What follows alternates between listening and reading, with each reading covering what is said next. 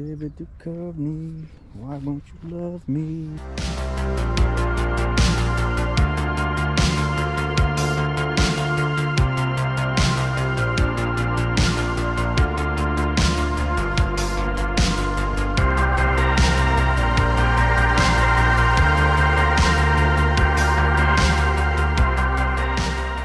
Welcome to the post-event video. This is going to be my final update for this event. Today is Friday, October 25th, 2024.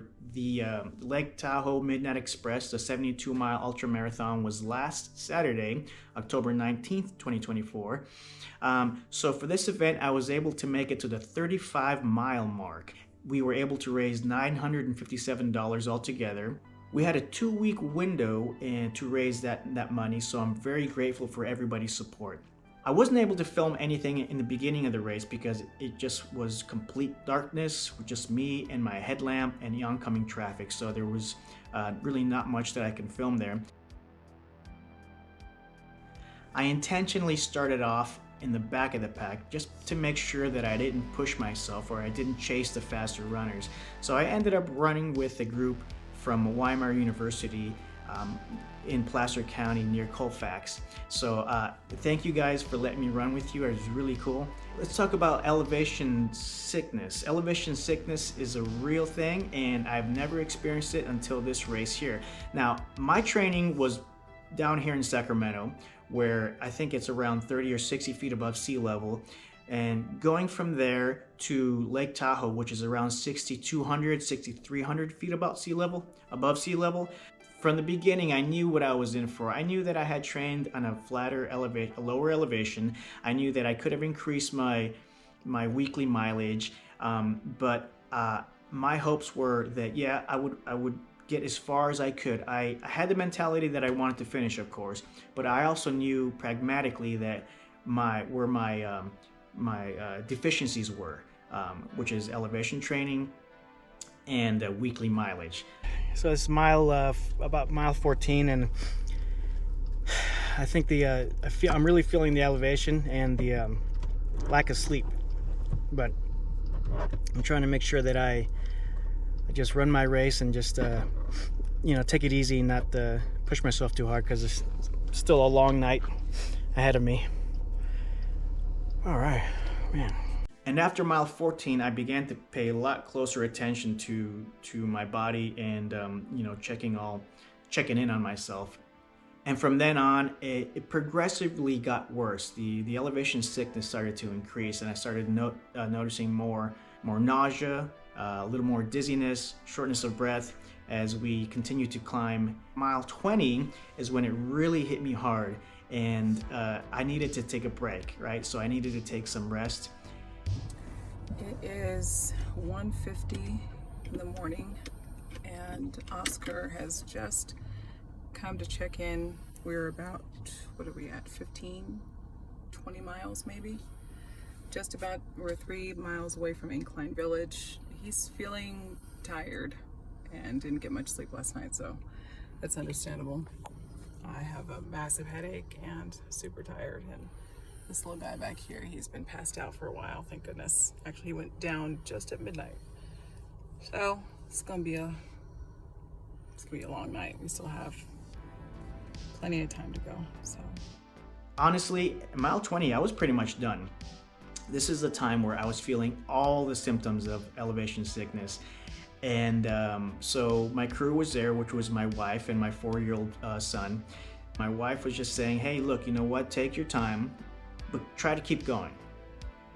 See if you can go another 5 miles, maybe 7 miles. And after that, maybe another 3 miles. So with her encouragement, I was able to run another 15 miles after that. Now in ultra running, there's a term called the pain cave. And the pain cave was, I think, coined by ultra runner Courtney Dauwalter. Now, Courtney is an elite athlete. She is like one of the top runners today. So how she describes the pain cave is basically, it's the point where the work begins, where you're struggling, where you don't know, the point where you don't know if you can keep going. And it happens to all levels of runners. Now, working through that pain cave, whether it's in an ultra marathon or another part of your life, it takes practice, right? All these coping tools that we learn, they're not guaranteed to always work. So we use what we can, and that we have to continuously practice them, continue monitoring ourselves, continue to be self-aware and mindful of who we are and our capabilities and what we need to get through the challenges that we face, right? We're at about 32 miles now, a little over 32. Oh man, I'm struggling. I'm still struggling with the elevation. It's hard to breathe. And I'm trying to push through as much as I can. Man, it's a little bummer, because 32, I was expecting to do a little more than 32. I'm trying to get to at least 40. I don't know. We'll see how it goes. My wife introduced me to this podcast by actor David Duchovny, known for his work on The X-Files, and his podcast is called Fail Better. And one of the episodes that I listened to was when he spoke with organizational psychologist Adam Grant. So this episode was on David Duchovny's show, but it was Adam interviewing David Duchovny. But it was really interesting because they were talking about the act of failure, how Adam feels that a lot of our failures are subjective. Adam believes that folks create goals that are fictional, that goals that we pin our hopes and dreams on. And when we don't reach that goal, we consider that a failure. Afterwards, we tell ourselves stories to convince ourselves that we didn't fail. And in the podcast, Adam talks about how he feels that the failure isn't in not achieving the goal, that the failure was already set in setting the expectation. And in that conversation, David Duchovny goes on to talk about how expectations are future resentments. It's a really interesting podcast about failing and our relationship to failure and how we can grow from failure. The joy. This is pretty cool though. Well, that's it. I'm on 35. I think it's as far as I'm gonna go. Man, I can't really run that far without stopping. My power walks have turned to strolls. There we have it, 35. About halfway. A little under halfway, I think.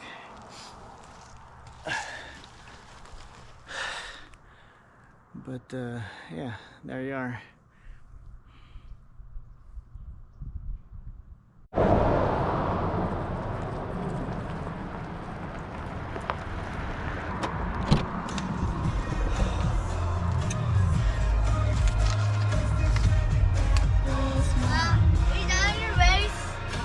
Yes, I think I'm done.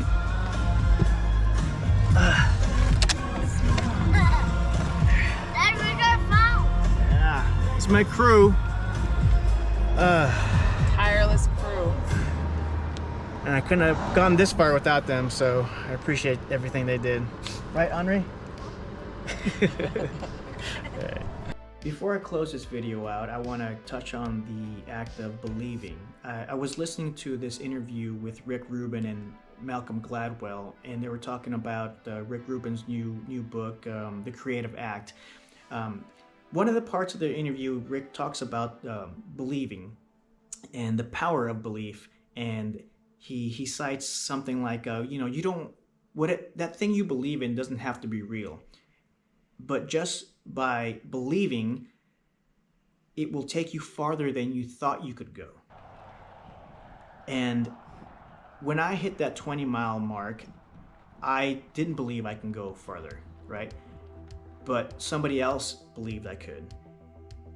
So that kind of showed me sometimes that it's not, if you don't believe in yourself, if you can't hold hope for yourself, it's the power of somebody else believing in you that can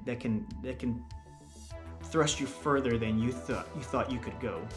And for me, that thought of belief and believing in somebody else puts the power in those around veterans. You could be the key to that veteran getting services and taking positive steps in their recovery and to reach their goals.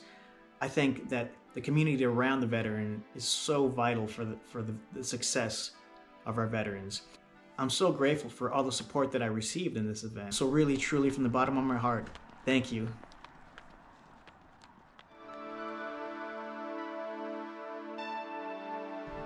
You know, if you're a veteran experiencing a mental health crisis, call 988, then press 1. This is going to connect you to 24/7 confidential crisis support. It'll also connect you with a real person qualified to support veterans, and many of them who are veterans themselves. The Veterans Crisis Line serves veterans, service members, National Guard and Reserve members, and those who support them, which includes their families and friends. So remember 988 +1. Reach out.